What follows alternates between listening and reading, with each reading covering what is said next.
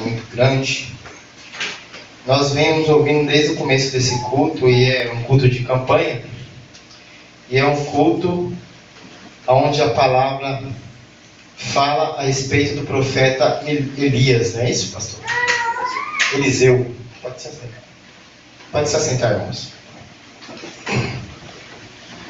Fala ali do profeta Eliseu, e quando Amã foi para ser curado, o rei mandou ele para Jerusalém, para que ele fosse curado pelo profeta. E ele enviou ali uma carta com Amã. E quando ele chegou, ele deu aquela carta para aquele rei. E o rei já se desesperou naquele dia, porque ele disse que não tinha o poder de curar ninguém, que ele não era Deus. Então, observando essa palavra, eu pude perceber que Deus ele queria falar sobre restauração. O culto é sobre, a respeito, é uma responsabilidade muito grande, ainda mais pregar na frente desse camarada, né? O camarada prega muito. Então, o intuito dessa campanha fala que há profeta em Israel. Só que eu venho trazer uma palavra um pouco diferente, uma palavra de restauração nesta noite. Aleluia! Aleluia! Aleluia. Deus, eu gostaria de pedir a permissão do nosso pastor José para falar esta palavra. Amém! Glória a Deus! Eu queria falar de Neemias, irmãos. Então vamos abrir as nossas Bíblias em Neemias.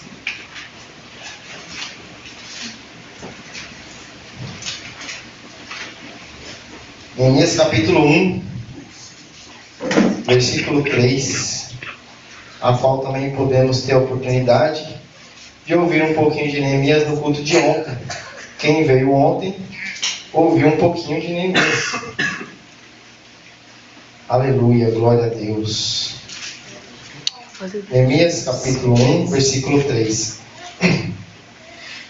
Está escrito assim: E eles me responderam: aqueles que sobreviveram ao cativeiro e estão lá na província passam por grande sofrimento e humilhação. O muro de Jerusalém foi derrubado e as suas portas foram destruídas pelo fogo. Em outras traduções fala assim: disseram os restantes que não foram levados para o exílio e se acham lá na província, estão em grande miséria e desprezo. Os muros de Jerusalém estão derrubados e suas portas queimadas. Aleluia. Glória a Deus. Lendo o livro de Neemias, eu pude perceber a preocupação que Neemias teve com o povo de Jerusalém. A preocupação que ele teve com a cidade de Jerusalém. Por quê? Porque aquele povo era um povo escolhido por Deus. E ele se preocupava com aquele povo. E ele se preocupou com aquele povo, mesmo ele tendo um cargo elevado naquele reino. Né? Todo mundo conhece a história de Neemias, né? É uma história muito conhecida no nosso meio. Né? O povo de Israel, eles pecaram, adoraram outros deuses. E Deus ele levantou o profeta Jeremias para falar que aquele povo de Israel iria ser levado cativo para a Babilônia. Só que quando veio o rei Nabucodonosor levar aquele povo cativo para a Babilônia, ele não levou todo mundo cativo para a Babilônia.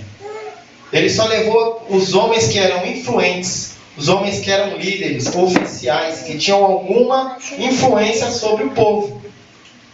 Porque o rei Nabucodonosor, ele sabia que ele levando os líderes, as pessoas influentes, então o resto do povo não teriam coragem, não teriam ninguém que encorajasse eles para que eles pudessem reedificar a cidade, ou que eles pudessem edificar aquele povo. Eles não conseguiriam ficar de pé se não tivesse um homem influente no meio daquele povo. Então, naquele tempo, o rei Nabucodonosor levou quem era influente para Babilônia. E Neemias, ele era copeiro do rei. O rei Nabucodonosor já tinha morrido. Quem reinava depois dele foi o rei Artaxerxes. E ele achou graça em Neemias e selecionou que ele fosse copeiro ou eunuco. A diferença de copeiro é porque de copeiro para eunuco é porque o copeiro ele só serve o rei. E o eunuco ele serve o rei e a rainha. Então eu gostaria de falar um pouquinho de Neemias antes de eu entrar na palavra. O nome Neemias significa conforto de, ou confortado por Deus. Neemias, ele pertencia à tribo de Judá. Neemias era copeiro do rei, era um eunuco. Ele era copeiro do rei e da rainha. E por esse fato, eu até andei estudando e me surpreendi. Porque para que Neemias pudesse ser um eunuco, para que Neemias pudesse servir a rainha, ele teria que passar uma situação na vida dele. Qual que era a situação que ele teve que passar? Ele teve as suas partes íntimas decepadas. Então imagine, irmãos, que para a gente exercer uma função importante, alguma retaliação a gente sempre vai passar. Isso era sempre foi, sempre aconteceu e sempre vai acontecer. Para que ele servisse, para que ele fosse essa pessoa de confiança naquele reinado, ele teve as partes dele decepadas. E segundo a lei de Judá naquela época, quem tinha algum defeito, ou quem tinha alguma doença, ou no caso dele, alguma deficiência, não poderia entrar em certa parte do templo. Então, ele se preocupou com o povo. O irmão dele foi lá em Jerusalém. Quando o irmão dele voltou, ele perguntou para o irmão dele. Ele perguntou: Anani, como que está o povo? E aí ele falou que o povo estava sofrendo com muita pobreza, muita miséria, que a cidade estava toda derrubada, que os muros estavam queimados, as portas estavam queimadas, né? Então, aquele povo foi levado cativo, as pessoas influentes. Então nós podemos ver e observar aquilo que Jesus diz, que muitos são chamados e poucos são os escolhidos. O que quer dizer isso? Quer dizer que aquele rei, ele sabia disso. Aquele rei Nabucodonosor. E ele sabia que quem ele levasse, que fossem as pessoas influentes, eram que tinham sido os escolhidos. Naquele instante, naquela data especial. Então, ele levou essas pessoas cativas. Né? E poucos homens, nós podemos observar que poucos homens eles podem exercer algum tipo de influência sobre outras pessoas. Poucos.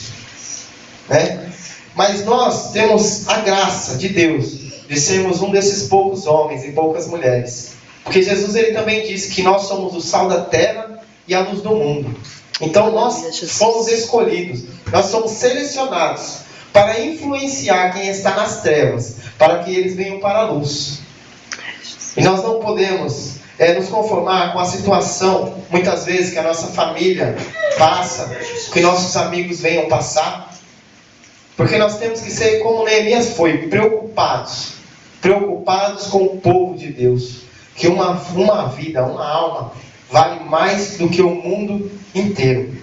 E aí nós podemos observar a reação que Neemias teve quando ele recebeu aquela notícia. Porque muitas pessoas perguntam não porque se preocupam. Muitas pessoas perguntam por curiosidade. Ou para poder apontar, para poder falar. E Neemias não. Nós podemos observar que ele teve preocupação pela reação que ele teve ao receber aquela notícia. Ele, quando recebeu aquela notícia, a primeira reação dele foi se assentar, foi chorar, clamar a Deus, orar a Deus. Ele jejuou e ele orou. E a oração de Neemias, eu vou ler uma parte dela, que se encontra no mesmo capítulo, no versículo 8 e 9, que diz assim: Lembra-te da palavra que ordenaste a Moisés, teu servo, dizendo: Se transgredires, eu vos espalharei por entre os povos. Mas se vos convertestes a mim, e guardares os meus mandamentos, e os cumprires, então ainda que os vossos rejeitados estejam espalhados, eu os ajuntarei, eu os trarei para o lugar escolhidos, para vos fazer habitar e habitar o meu nome.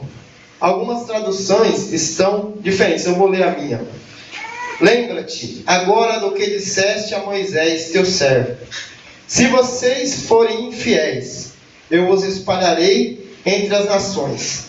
Mas se voltarem para mim, obedecerem os meus mandamentos, eu os puserei em prática, mesmo que vocês estejam espalhados pelos lugares mais distantes, debaixo do céu, de lá eu os reunirei, eu os trarei para o lugar que escolhi para estabelecer o meu nome.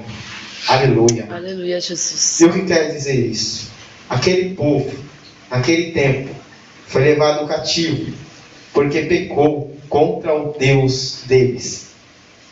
Aquele povo pecou, e Deus permitiu que aquele rei levasse eles cativos para outra cidade. Deus espalhou aquele povo. O que quer dizer isso? Que ainda que Deus tenha espalhado, tenha permitido que o teu povo tenha sido espalhado, Ele ainda pode trazer e reunir o povo de volta. Porque Aleluia. Deus é Deus. Mas para que isso aconteça, nós temos que nos converter a Ele. Nós temos que seguir o mandamento dEle e fazer a vontade dEle. E então Ele faz um grande ajuntamento na terra. Ele reúne os povos que estão espalhados em qualquer lugar e Ele traz de volta. Porque Deus é Deus. Aleluia, Jesus. Então Neemias ele se preocupou. Ele reagiu orando a Deus. E Deus deu uma estratégia para que ele se achegasse no rei. Porque ele tinha um cargo de confiança no palácio. E imagino eu, porque eu passo por isso e nós também passamos, que ninguém gosta de estar ao lado de uma pessoa que só reclama, que só fica com cara emburrada, que só fica triste. Eu não gosto, não. Eu não sei você. Eu mesmo não gosto, não. E Deus deu uma estratégia para Neemias. Porque Neemias, no momento que recebeu aquela informação, ele reagiu como? A primeira reação dele foi orar, foi jejuar, foi falar com Deus.